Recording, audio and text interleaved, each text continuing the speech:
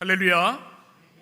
참 좋으신 우리 하나님의 크신 은혜와 평강이 우리 모든 예배자들 한 사람 한 사람 위해 함께 하시기를 주님의 이름으로 축복합니다. 우리는 지금 어느 때보다도 힘들고 어려운 시간들을 지나가고 있습니다. 아직도 세계 곳곳에서 코로나19로 인해서 많은 희생자들이 발생하고 있죠. 뉴스를 보니까 어제만 해도 하루에 23만 명이 확진되었다고 합니다. 조금 있으면 끝나겠지 생각을 했는데 여름이 돼도 스그러들지 않고 있어서 안타깝습니다. 세계의 시간, 우리 일상의 시계가 멈춰버린 것 같은 모든 것이 답답하고 어려운 시기를 지나고 있습니다. 또 확진된 그 사람들, 가족들, 그 고통이 이루 말할 수 없지요. 또 방역 현장에서 위험을 무릅쓰고 헌신하는 의료진들의 수고도 참 많습니다. 정신의학자들은 이 코로나19가 장기화되면서 이 사회에 우리가 신경 써야 할 것인데 그 중에 하나가 뭐냐면 정신건강에 대한 얘기를 합니다. 그것이 계속해서 장기화되다 보니까 사람들의 마음속에 말할 수 없는 우울한 마음, 또 두려운 마음들이 계속해서 만성적으로 우리를 힘들게 한다는 겁니다.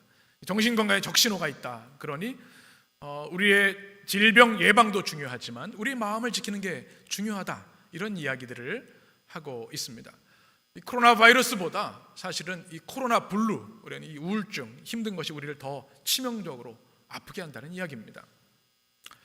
이 어려운 시대에 우리는 무엇을 해야 하고 또 이 재난의 시대에 우리 크리스천들은 어떤 태도로 살아가야 하겠습니까? 우린 무엇보다 하나님 앞에 겸손히 기도해야 할 줄 믿습니다. 하나님, 속히 이 코로나19가 종식되게 하여 주시옵소서. 우리의 죄악을 회개하게 하시고 우리가 버려야 할 것들을 버리는 결단을 주시옵소서. 하루속히 백신이 개발되어서 잘 공급되어서 우리가 꿈꾸던 평화로운 일상으로 속히 돌아갈 수 있도록 여러분 꼭 기도해 주시기 바랍니다. 기도와 더불어 우리가 하나 더 해야 할 것이 있습니다. 이 위기가 우리의 영적인 삶에는 성장의 기회가 될 수 있음을 우리는 기억해야 합니다. 제가 살아가면서 목회하면서 늘 마음속에 두는 두 가지 모토가 있습니다. 우리 자막을 보시면 하나는 Back to Basic입니다. 기초로 돌아가라 라고 하는 것, 자막을 좀 보여주시면 좋겠습니다. 또 하나는 아드폰테스라는 것입니다. 기초로 돌아가는 건 여러분 잘 아시죠? 가장 기초가 잘못된 것은 없는지를 우리는 점검하는 것이 중요합니다. 제가 예전에 청년들에게 영어를 가르친 적이 있습니다. 그래서 청년들을 모아서 그 목적에 이끄는 삶, Purpose Driven Life라고 하는 책을 같이 읽었는데요. 공부하다 보니까 청년들이 욕심이 생기니 목사님 타임지 좀 읽고 싶어요 막 그러더라고요. 근데 아직은 좀 힘들 텐데 이 타임지를 들고 다녀야 좀 멋이 나니까 읽고 싶은 모양이에요. 그래서 한번 읽어보라고 했더니 좀 무리가 있어요. 그래서 우리 기초를 좀 다져야겠다. 그래서 가장 기초적인 것부터 다시 공부를 해서 나중에는 타임지도 읽게 되었던 기억이 있습니다. 우리 인생에 문제가 있을 때 내 첫 출발, 처음 자리에 뭐가 잘못된 것이 있는 것은 아닌가 점검을 해야 합니다. 건물도 마찬가지죠. 건물에 문제가 있으면 기초를 점검해야 합니다. 그리고 보수해야 되죠. 그리고 그걸 교훈 삼아서 새롭게 건물을 세울 때는 힘들더라도 돈이 많이 들어가도 어려워도 기초를 단단히 해야 됩니다. 이 전 세계적 재난 앞에 내 기초가 잘못된 것은 아닌가 점검해야 합니다. 또 아드폰테스라는 뜻은 원천을 향하여라는 뜻입니다. 우리의 인생이 무엇에서 시작됐고 우리의 인생이 어떤 존재인지를 생각할 좋은 기라는 것입니다. 창조주 하나님이 계시고 우리는 작고 연약한 피조물인데 우리의 오만과 교만으로 인해 이 어려움이 온 것은 아닌가? 또 하나님과의 우리의 관계를 점검하고 우리 이웃과의 관계를 점검하고 자연과의 관계를 점검해서 우리의 삶의 원천이신 하나님께로 우리는 돌아가야 되는 시기라는 사실입니다. 폴 틸리라고 하는 박사님이 계십니다. 세계적인 석학이죠. 20세기 최고의 학자라고 명성 있는 분이십니다. 신학자이고 목사님이기도 하십니다. 하버드 대학과 시카고 대학에서 교수를 하셨죠. 이분이 쓴 책 중에 하나가 흔들리는 터전, The Shaking of the Foundation이라는 책이 있습니다. 설교집이기도 한데요, 이런 얘기를 합니다. 인간에게는 공통적으로 다 세 가지 근원적인 불안이 있다. 첫 번째는 운명과 죽음에 대한 불안, 두 번째는 공허감과 의미 상실에 대한 불안, 세 번째는 죄의식, 정죄에 대한 불안이라는 것입니다. 그래서 사람들이 눈에 보기에는 탄탄하고 흔들림이 없는 것 같지만 모든 인간은 이 존재론적인 불안 때문에 흔들리는 터전에 살고 있다. 여러분, 지진을 경험해 보셨죠? 우리 지역은 지진이 없어서 잘 경험해. 제 친구가 한동대 교수로 있는데 통화를 한 적이 있습니다. 그때 한번 지진이 났었잖아요. 그 공포와 두려움이라는 것은 이루 말할 수, 경험하지 않은 사람은 모릅니다. 기반이 흔들리면요, 모든 것이 무너져 내리는 거죠. 바로 우리 인생이 그렇다는 겁니다. 여러 가지 불안과 두려움이 흔들리면 우리 인생이 어떻게 바로 설 수 있겠습니까? 이 위기 시대에 나는 지금 무엇 위에 서 있는가? 흔들리는 터전인가? 아니면 영원한 반석이신 흔들림 없는 하나님 위에 서 있는가? 이것을 점검해야 된다는 겁니다. 그래서 이 폴 틸리라는 신학자는 믿음을 이렇게 정의합니다. 믿음은 궁극적 관심이다. Ultimate concern이라고 하는 얘기를 합니다. 우리가 일상을 살아갈 때는 일상적인 관심들이 있죠. 먹고 살아야 하고, 뭐 재산도 모아야 하고, 또 맛있는 것을 먹어야 하고, 이런 것들에 관심을 갖습니다. 그러나 터전이 흔들릴 때는 우리는 우리가 어디로부터 왔는지, 어디로 가야 되는지 근원적인 질문을 하게 되고, 더 크신 하나님, 궁극적인 실제이신 하나님을 향해 마음을 열고 주님께 돌아가게 된다는 겁니다. 이런 의미에서 이 재난은 우리에게 위기가 아니라 기회가 될 수 있다는 사실입니다. 지난주 제가 재미있는 책을 하나 읽었습니다. 월터 브루그만이라고 하는 세계적인 구약학자의 책인데요, 다시 춤추기 시작할 때까지라고 하는 책입니다. 구약학자가 코로나 시대에 이 시대 크리스천들이 어떻게 살아가야 되는지, 구약 성경에 나와 있는 재난, 질병, 고난에 대한 성경적 해석, 통찰력을 준 책입니다. 그 책에서 인상 깊은 한 문장이 제 마음속에 지난주 울림이 있었습니다. 이런 문장입니다. 현재 재난에 직면한 우리에게 요구되는 것은 방향 전환입니다. 보잘것없는 자, the small self로부터 하나님 안에서 발견되는 더 위대한 자, the larger self로의 전환, 이것이 이 시대 그리스도인들에게 필요한 것입니다. 이 책에서 그는 이렇게 이야기를 합니다. 질병 앞에, 바이러스 앞에 우리가 얼마나 초라하고 작은지요. 그런데 하나님 안에서 우리가 얼마나 크고 존귀한 존재인지를 깨닫게 되어야 한다는 것이죠. 그래서 우리는 그 크신 하나님 앞에 우리의 모든 죄와 교만을 벗어버리고 은혜의 보좌 앞에 겸손히 나아가야 한다는 것입니다. 언제까지요? 다시 춤출 수 있을 때까지, 우리가 일상으로 돌아갈 때까지.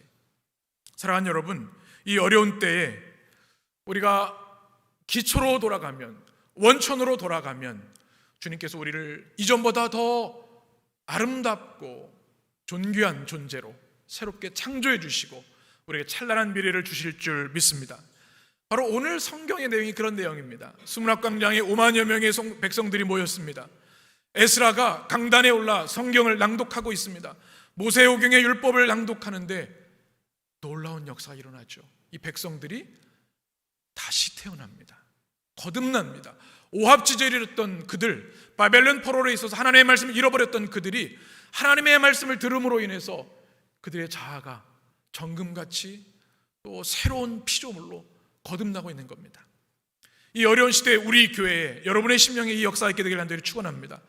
하나님의 살아있는 말씀이 우리의 영혼에 들려올 때 우리가 이런 은혜를 경험해야 될 줄 믿습니다. 어떻게 해야 될까요? 오늘 성경은 수문학광장에 있는 그 백성들이 어떻게 했는지 우리에게 생생하게 전해줍니다. 하나님의 말씀을 들릴 때 첫 번째 그들은 경청했습니다. 온 마음을 다하여 그 말씀에 집중했다는 겁니다. 여러분, 요즘 무엇을 듣고 무엇을 들으며 살고 계신가요? 재미있는 일들이 가끔 있습니다. 우리 일상에. 제가 꽃길을 가끔 걸을 때가 있는데 어떤 분들은 혼자 이어폰으로 들으시면 좋을 텐데 트로트를 이렇게 들으면서 걷는 분들이 계세요.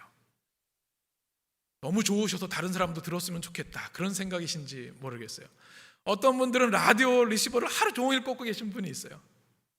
어떤 분들은 계속 뉴스 보는 분, 또 드라마 보는 분. 우리가 하루 동안 무엇을 보고 듣고 사는가 한번 점검해 보면 좋겠다는 생각을 하게 됩니다. 어떤 분들은 전화를 들고 친구와 하루 종일 이야기를 합니다. 여러분, 무엇을 들으며 살고 계십니까? 듣는 게 중요합니다. 우리 어린아이들이요, 무엇을 듣느냐에 따라 그들의 인생이 달라집니다. 왜 그렇습니까? 듣는 것이 그들의 자아상을 형성하기 때문에. 매일같이 욕을 듣고 부정적인 얘기를 듣고 비난을 들으면 그 아이의 내면에 어떻게 되겠습니까? 뭉그러지고 아파지겠죠. 축복과 희망의 말을 듣는 아이들은요, 꿈을 꾸고 위대한 하나님의 사람으로 자라게 될 것입니다. 우리 성인들도 마찬가지입니다. 아침에 일어나서 뉴스로 하루를 시작하는 사람과 하나님의 말씀을 펼치고 말씀으로 시작한 사람은 다를 수밖에 없습니다. 우리 마음과 영혼에 세상의 잡다한 지식들 가득 찬 사람과 하나님의 정금 같은 말씀이 가득 찬 사람의 영혼은 그 하루의 삶의 밀도와 질이 다를 수밖에 없다는 것입니다. 무엇을 듣고 살아가고 있는가? 여러분, 이 때에 듣는 것을 점검하시길 바랍니다. 뉴스도 들어야 되지만 하나님의 말씀을 우리는 들을 때 바로 이때라고 믿습니다. 하나님 말씀 오디오 성경도 많이 있고요, 요즘은 들을 것들이 참 많이 있어요. 여러분, 해림 서원 하고 있는데 여러분 많이 들으신지 모르겠어요. 저도 제가 촬영을 했지만 제가 은혜 받게 되더라고요. 좋더라고요. 여러분 많이 들으시고요, 또 친구들, 전도 대상자들에게 보내주세요. 이 시대에 우리 힘든 영혼들이 말씀을 듣고 하나님께 가까이 나오는 그런 복음 전도와 영혼 구원의 통로가 되었으면 좋겠어요. 듣는 것이 중요하기 때문에 우리는 이 어렵고 혼란스러운 때 무엇보다 하나님의 말씀, 하나님의 은혜에 갈망하며 들어야 될 줄 믿습니다. 또 하나 중요한 것이 무엇을 듣느냐가 중요한데 어떻게 듣느냐, 이것 또한 중요합니다. 여러분, 대화하다 보면 한참 막 진지하게 대화를 이렇게 뭐라 그랬어? 한 번이 아니라 계속 그런 사람들이 있죠. 그러면 얘기하다가 힘이 쫙 빠집니다. 내 얘기 안 듣고 있구나, 이런 생각이 들죠. 그런데 잘 들어주는 사람은 들어주는 것만으로도 위로가 되고 치유가 됩니다. 여러분, 우리 그리스도인들을 잘 듣는 백성들이 되어야 될 줄 믿습니다. 사람 관계에서도 그런데요, 하나님의 말씀도 그렇습니다. 하나님의 말씀을 똑같이 듣는데 어떤 사람은 변화가 일어나고 영적으로 성장하는 사람이 있는가 하면 어떤 사람은 10년이 지나도 20년이 지나도 변화가 없어요. 왜 그래요? 말씀을 그냥 흘려듣기 때문에 그런 겁니다. 경청해서 들어야 합니다. 오늘 3절에 보면 이렇게 말씀합니다. 수문 앞 광장에서 새벽부터 정오까지 남자나 여자나 알아들을 만한 모든 사람 앞에서 읽음에 뭇 백성이 그 율법책에 무엇을? 귀를 기울였는데, 여기서 귀를 기울였다는 말이 엘 오즈네 콜하임 엘 셰프르 하토라라는 말씀으로 쓰여지는데, 이건 뭐냐면 율법책에 내 귀를 바짝 달라붙게 했다라는 뜻을 가지고 있습니다. 무슨 말씀일까요?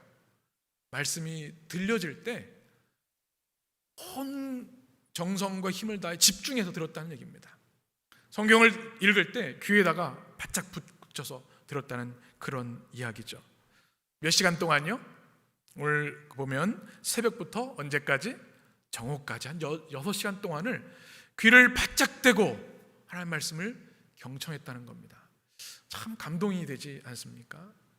1시간도 참 쉽지 않은데 6시간을 말입니다. 왜 그들이 하나님의 말씀에 모든 것을 차단하고 집중했을까요? 시편 19편 7절 8절의 말씀에 이런 말씀이 있습니다. 우리 같이 읽었으면 좋겠습니다. 여호와의 율법은 완전하여 영혼을 소성시키며 여호와의 증거는 확실하여 우둔한 자를 지혜롭게 하며 여호와의 교훈은 정직하여 마음을 기쁘게 하고 여호와의 계명은 순결하여 눈을 밝게 하시도다. 아멘.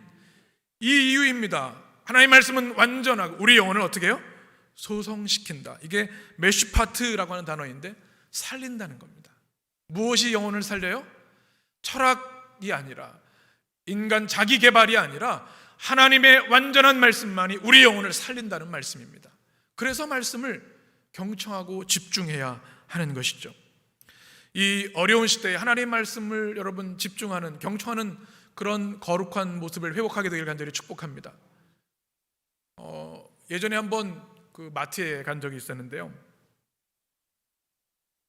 갑자기 사람들이 막 몰려드는 거예요. 그래서 왜 그런가 했더니 어떤 분이, 그 판매하는 분이 마이크를 들고 지금부터 30분 동안 대박 세일입니다 막 이렇게 얘기를 하시면서 삼겹살 반값 세일 막 그러니까 그 사람들이 막 모여오더라고요.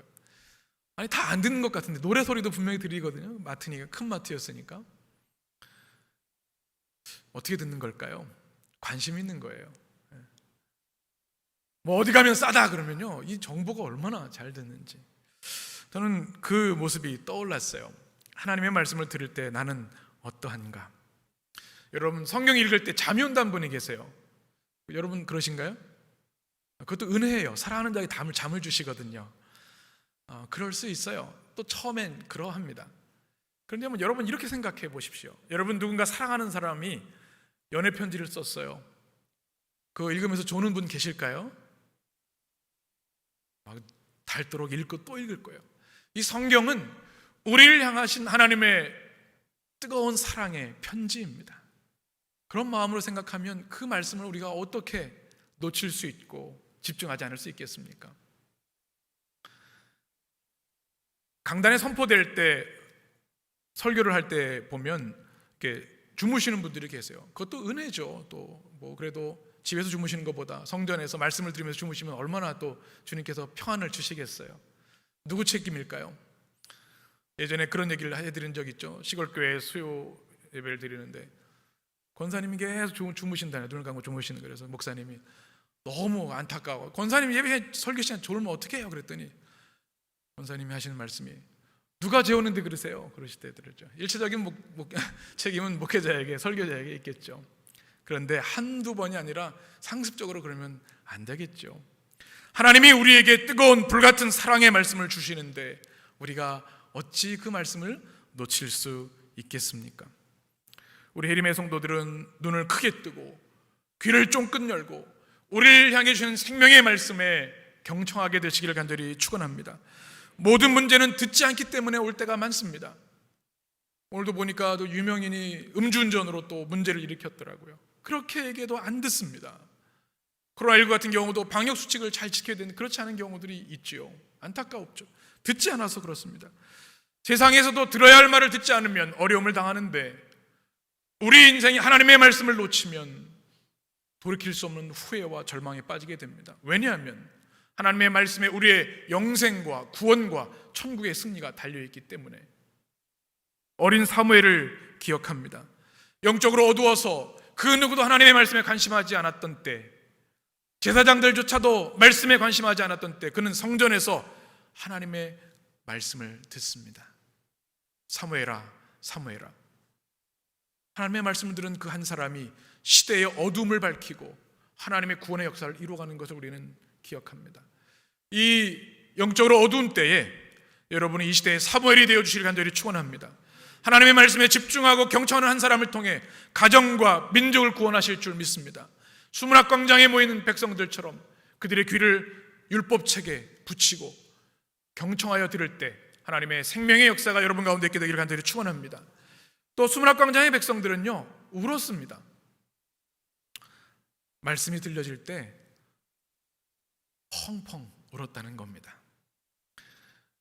온라인 북카페 해림서원 진행하고 있는데 제가 처음 택한 책이 내면 세계의 질서와 영적 성장이라는 책입니다. 여기 영어 제목이 Ordering Your Private World, 너의 내적인 생활을 질서를 잡는 것, 그것이 영적 성장에 가장 중요하다는 얘기를 합니다. 이 책을 쓰신 고든 맥도날드 목사님께서 자신의 젊은 시절 경험담을 이야기를 합니다. 전도 유망한 목회자였습니다. 30대에 이미 안정되고 튼튼한 교회 담임 목사가 되어서 설교, 강연, 많은 주목을 받는 삶을 살았습니다. 그런데 그의 내면은 무질서했고 황폐화되어 있었다, 고갈되어 있었다 고백을 합니다. 어느 날 아내가, 그 사모님이 여보, 요즘 아이들과 가지는 시간이 하나도 없는 것 같아요. 이렇게 얘기를 했는데 눈물이 터져 나오기 시작합니다. 힘들었던 거죠. 겉으로 보기엔 화려하지만 내면의 고갈됨을 인해서 고통스러웠던 거죠. 그래서 4시간을 펑펑 엉엉 울었다고 하는 경험담으로 이 책이 시작됩니다. 우리가 세상을 보기에 화려하고 다 잘 되는 것 같지만 그 내면은 무너져 있는 영혼들이 얼마나 많은가를 말해주고 있는 거죠. 벽에 부딪힌 날, 모든 것이 망가진 날이었다고 그는 고백하고 있습니다. 여러분은 어떠십니까?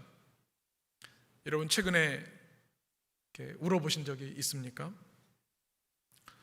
눈물은 축복입니다. 이 시대는 눈물을 터부시하지만 사실 성경에서 눈물은 하나님의 위로와 치유와 회복을 만나는 통로입니다. 하나님 앞에서 마음껏 우실 수 있었으면 좋겠습니다. 울고 싶을 때 참지 않고 하나님 다 아시죠? 사람들은 몰라도 아버지 하나님 내 마음 다 아시죠? 마음껏 하나님 앞에 우실 수 있는 여러분 되시기를 축복합니다. 오늘 9절에 보게 되면 백성이 율법의 말씀을 듣고 어떻게 해요? 다 우는지라. 이 운다고 하는 것이 히브리어로 보킴이라는 단어인데 잠깐 우는 것이 아니라 끊임없이 흐느껴 오는 겁니다. 여러분 한번 상상해 보십시오. 5만 명의 백성들이 다 서서 수문학광장에 모여서 흐느끼며 눈물을 흘리며 통회하고 있는 겁니다. 왜 울었을까요? 그들이 그토록 듣고 싶었던 말씀이 들려지고 있는데 그들이 왜 울었을까요? 성령의 강력한 은혜 때문이었습니다. 성령님께서 그들의 마음을 만지셨고요, 그들의 죄를 생각나게 하셨습니다. 통회자박하며 자신의 죄 때문에 하나님의 말씀을 듣지 않고 불순종했던 그들의 삶, 그러나 그럼에도 불구하고 그들을 용서하시고 사랑해 주신 하나님의 은혜를 말씀을 통해 깨달았기 때문에 그들은 울지 않을 수 없었던 겁니다. 사랑하는 여러분, 우리 인생에도 울고 싶을 때가 있습니다. 아이들만 그런 것이 아니라 우리 모두가 그렇습니다. 하나님 앞에, 주님의 말씀 앞에 여러분의 모든 것을 내려놓고 은혜의 눈물을 흘릴 수 있는, 그래서 여러분에게 회복과 치유 역사 있게 되기를 간절히 축원합니다. 또 마지막으로 오늘 성경에 보면 그들이 하나님의 말씀 들려질 때 그들은 기뻐했습니다. 9절 말씀에 보면 에스라, 느헤미야 그리고 레위인들이 울고 있는, 흐느껴 울고 있는 백성들에게 이렇게 말씀합니다. 오늘은 너희 하나님 여호와의 성일이니 슬퍼하지 말며 뭐라고요? 울지 말라. 왜 울지 말라고 합니까? 여호와의 성일이기 때문에, 사람의 날이 아니라 하나님이 구별하신 거룩한 날이기 때문에. 어떤 날이에요? 7번째 달 첫날이죠. 우리가 아는 나팔절입니다. 하나님의 구원의 은혜가 선포된 그 축복의 날. 그러니 울지 마라. 또 어떤 날입니까? 7월 첫날은 새해 첫날이라고 말씀드렸죠. 이전 것은 다 지나갔으니 보라 새 것이 되었도다. 하나님의 새로운 은혜를 보시는 이 거룩한 날이니 이제 슬픔을 멈추고 울지 말라. 그리고 10절에 이렇게 말씀합니다. 우리 10절 말씀을 같이 읽겠습니다. 느헤미야가 또 그들에게 이르기를 너희는 가서 살진 것을 먹고 단 것을 마시되 준비하지 못한 자에게는 나누어 주라. 이날은 우리 주의 성일이니 근심하지 말라. 여호와로 인하여 기뻐하는 것이 너희의 힘이니라 하고. 아멘. 무엇을 먹으라고요? 살진 것, 단 것, 준비할 수 있는 가장 좋은 음식을 먹으라. 주님의 성일, 기쁨의 날, 축제의 날이니. 그리고 근심하지 말고 뭐 하라고요? 기뻐하라. 한번 따라해 보실까요? 기뻐하라. 그들을 통해 주님이 말씀하시는 겁니다. 그런데 무엇으로 인하여? 그들이 돈이 많아서, 권력이 있어서, 또 그들이 원하는 것을 성취해서가 아니라 여호와로 인하여 기뻐하라 말씀하고 있습니다. 여러분, 이 말씀 여러분에게도 아멘이 되기를 간절히 축원합니다. 하박국 3장 17절 18절에 보게 되면 우리 잘 알고 있는 말씀이 있죠. 무화과 나무가 무성하지 못하며 포도나무에 열매가 없고 감나무에 소출이 없으며 밭에 먹을 것이 없으며 우리의 양에 없으며 외양간에 소가 없을지라도. 우리 18절 같이 읽습니다. 나는 여호와로 말미암아 즐거워하며 나의 구원의 하나님으로 말미암아 기뻐하리로다. 아멘. 여러분, 이 고백이 여러분의 고백이 되시길 간절히 축복합니다. 우리가 돈이 많기 때문에, 권력이 있기 때문에, 성공했기 때문에가 아니라 그런 것들이 다 없다 할지라도, 내게 아무 것이 남아있는 것이 없다 할지라도 하나님으로 인하여 기뻐하는 백성, 이것이 하나님을 믿고 의지하는 진정한 백성들의 모습인 줄 믿습니다. 기뻐할 것이 없고 즐거울 것이 없다고 얘기하는 재난의 때, 우리 세상을 향해서 여호와로 인하여 우리는 기뻐합니다. 고백할 수 있는 여러분 되시기를 바랍니다. 또 여호와를 인하여 기뻐하는 것이 우리의 뭐가 된다고요? 힘이 된다, 권능이 된다. 그래서 이 어려움 시대를 이길 수 있는 줄 믿습니다. 저는 이 재난의 시대에 우리 그리스도인들에게 소명이 있다고 믿습니다.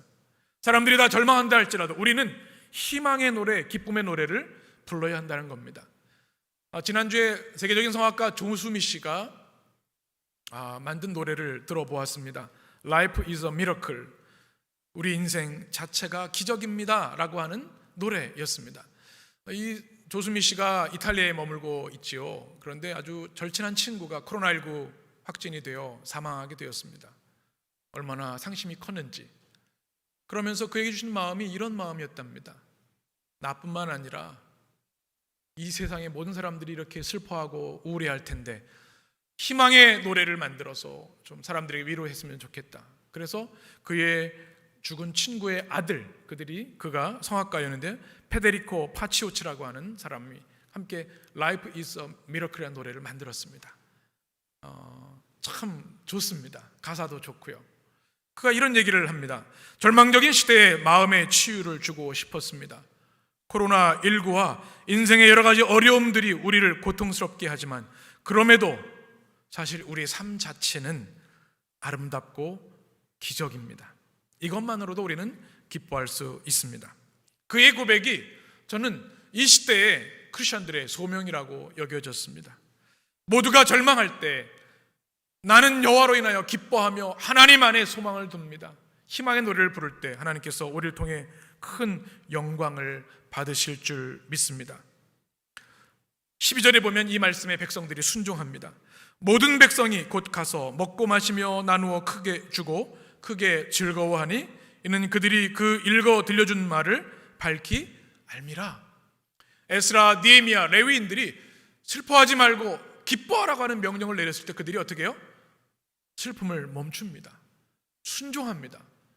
그렇게 보면 기뻐하는 것은 하나님의 말씀에 순종하는 것이라는 것을 알 수 있습니다. 어렵습니다. 속상합니다. 답답합니다. 그러나 하나님께서 기뻐하라고 명령하시기에 여호와의 날 그 성일에 기뻐하는 것이죠. 예수님께서 항상 기뻐하라고 하신 말씀, 이 시대에 우리에게 진정한 아멘이 되기를 간절히 축원합니다. 또 말씀을 밝히 알므로 그들이 기쁨을 얻었다 말씀하고 있습니다. 세상이 주는 즐거움이 아니라 하나님의 말씀이 깨달아지는 기쁨이 있게 되기를 원합니다. 또 10절에 보게 되면 이런 말씀이 있습니다. 준비하지 못한 자에게는 나누어 주라. 사회적 약자죠. 과부나 고아들, 어려운 이들이 이 축제에 제외되지 않도록 그들에게 나누어 주라. 기쁨은 나누어야 된다는 말씀을 우리에게 주고 있습니다. 다시 춤추기 시작할 때까지 제가 소개해드린 그 책에 신학자는 이렇게 기도합니다. 우리는 기다립니다. 우리는 확실한 믿음 속에서 기다립니다. 우리는 주님을 기다립니다. 우리는 미래를 향하여 절망에 맞서며 기다립니다. 생명의 주님께서 죽음의 세력을 물리치실 것입니다. 우리는 기다리면서 다시 시작될 춤의 다음 동작을 연습합니다. 기다림은 오직 잠깐입니다. 생명의 주님이 이기게 하실 것입니다. 이 기도가 우리의 고백, 응답이 되기를 원합니다. 월터 브루크만은 이런 얘기를 합니다. 한번 따라해 보실까요? 예언자적 영성. 이 재난의 시대에 우리에게 필요한 게 뭐냐면 예언자의 영성이 필요하다는 겁니다. 구약 성경의 예언자들은요, 대부분 바벨론 포로의 절대 절망에 빠져 있는 백성들에게 희망을 노래한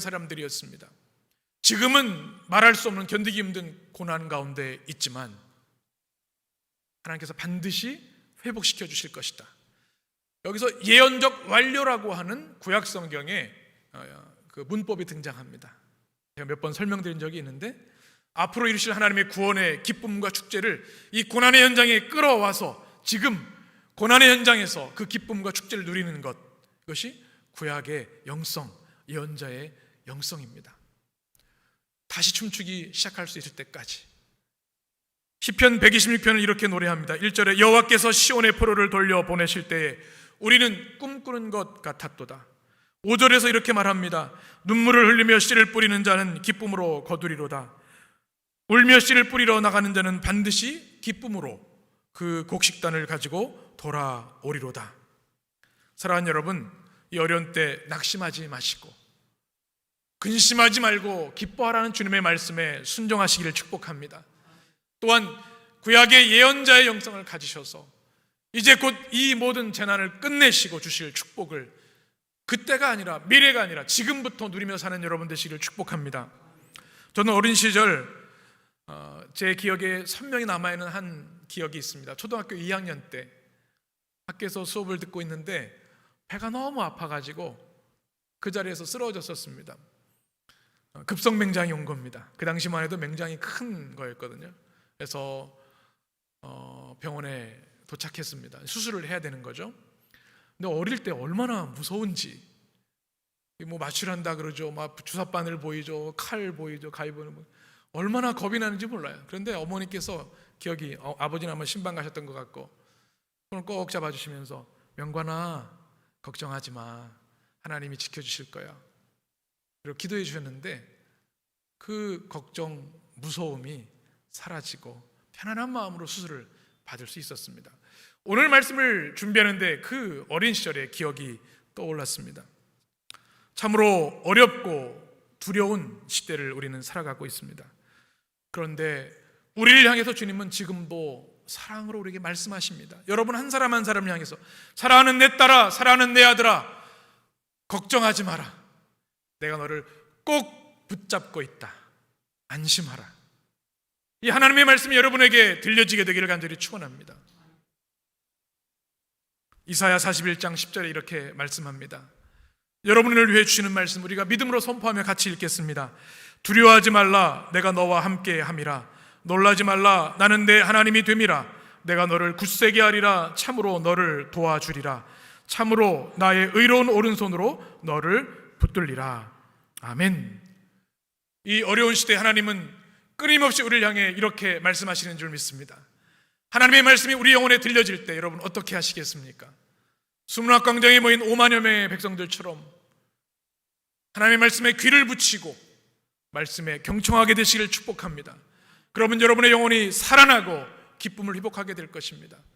또 말씀 앞에 우실 수 있는 여러분 되시길 바랍니다. 하나님, 예수님, 십자가 그 말만 들어도 은혜의 눈물이 흐르는 축복이 있게 되길 원합니다. 또 주님이 하시는 말씀, 슬퍼하지 말고 기뻐하며 즐거워하라. 다시 춤출 수 있을 때까지 하나님이 이루실 놀라운 찬란한 미래를 소망하며 믿음으로 전진하는 여러분 되시기를 주님의 이름으로 축원합니다. 기도하겠습니다. 존귀하신 주님, 참으로 어렵고 힘든 세상을 살아가고 있습니다. 우리 해림의 성도들 한 사람 한 사람 주님 손 꼭 붙잡아 주시옵소서. 그들의 두려움 물리쳐 주시옵소서. 그들의 머리마다 친히 성령으로 안수하여 주시옵소서. 이 힘들고 어려운 때에 수문학광장에 모였던 백성들처럼 모든 것을 뒤로하고 오직 하나님의 말씀에 귀 기울이며 경청하는 백성들 되게 하여 주옵소서. 우리 영혼이 소생되며 기쁨을 회복하며 성령의 충만함을 얻게 하여 주옵소서.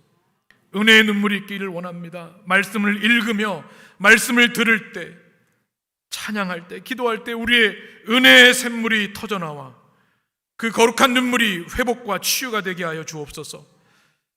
두렵고 어려운 일들이 많이 있지만 슬퍼하지 말고 기뻐하라는 주님의 말씀에 순종하게 하시고 곧 이루실 하나님의 회복과 축복의 미래를 지금부터 누리며 살게 하여 주옵소서. 말씀에 집중하는 백성들 되게 하셔서 시냇가에 심긴 나무처럼 잎이 푸르고 철을 따라 열매 맺는 모든 해림의 성도들 되도록 축복하여 주옵소서. 예수님의 이름으로 축복하며 기도합니다. 아멘.